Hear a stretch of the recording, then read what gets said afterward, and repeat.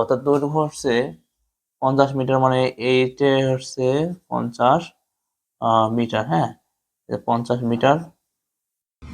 আসসালামু আলাইকুম এভরিওয়ান, প্রিয় শিক্ষার্থীরা, আপনারা সবাই কেমন আছেন? আজকে আমরা হচ্ছে জ্যামিতি অর্থাৎ পরিমিতির একটা অঙ্ক নিয়ে আলোচনা করব।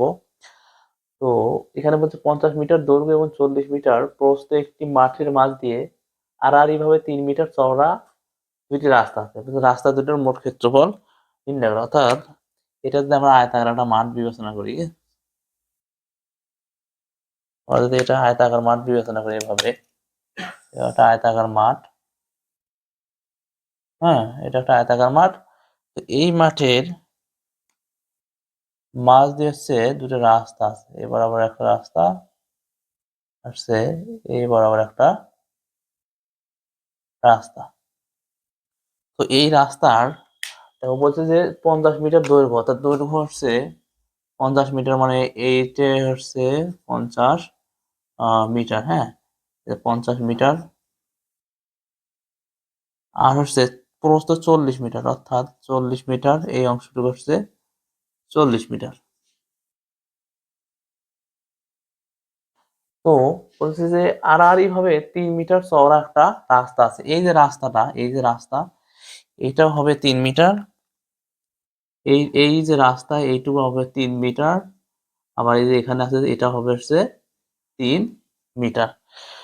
তো আমি যদি দৈর্ঘ্য, এই রাস্তার হচ্ছে দৈর্ঘ্য বরাবর, এই বরাবর যদি ক্ষেত্রফল বের করতে চাই, তাহলে দেখো আমার হচ্ছে এই রাস্তার কিন্তু নিজে একটা আয়তাকার। হ্যাঁ, রাস্তার দৈর্ঘ্য কত দেওয়া আছে? এই রাস্তা যদি নিজে একটা আয়তাকার হয়, তাহলে এর দৈর্ঘ্য কত হবে? 50।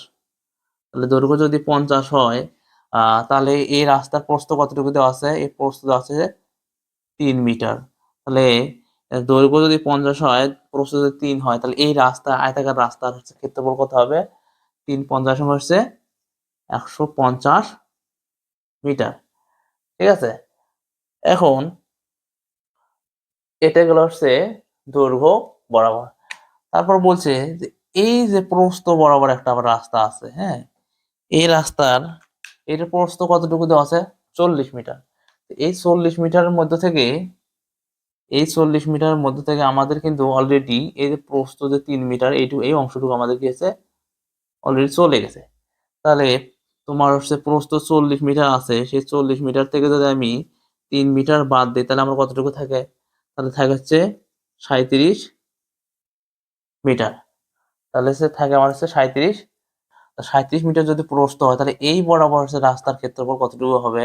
তাহলে এই বরাবর রাস্তার প্রস্থ আছে 3 মিটার, আর হচ্ছে দৈর্ঘ্য আছে হচ্ছে 37 মিটার। তাহলে 37 গুণন হচ্ছে 3, তাহলে হচ্ছে 3 সাথে 21-এর 1, 3 থেকে 9, 10, 11, 111 মিটার। তাহলে আমরা কিন্তু একটা রাস্তার ক্ষেত্রফল কতটুকু পাইছি? 150 মিটার, আর একটা পাইছি হচ্ছে 111 মিটার। তা দুই রাস্তা যদি আমরা মোট ক্ষেত্রফল যোগ করি, তাহলে 150 যোগ হচ্ছে 111, তাহলে হচ্ছে 1, 5 তারিখে 6, 261 মিটার। তাহলে এখানে আমাদের অপশন দেওয়া, ক খ গ দেওয়া, তাহলে 261 মিটার। আসলে দেখো, এখানে আমি হয়তো চিত্র সহকারে আলোচনা করছি জন্য অনেক বেশি সময় লাগতেছে, কিন্তু আমরা যদি পরীক্ষার খাতায় যাই, তখন তো আমাদেরকে এত চিত্র অঙ্কন করতে হবে না, আমাকে এত বোঝাইও দিতে হবে না। সেক্ষেত্রে আমরা কি খুব শর্ট সময়ে অঙ্কটা সমাধান করতে পারবো। ধন্যবাদ সবাইকে।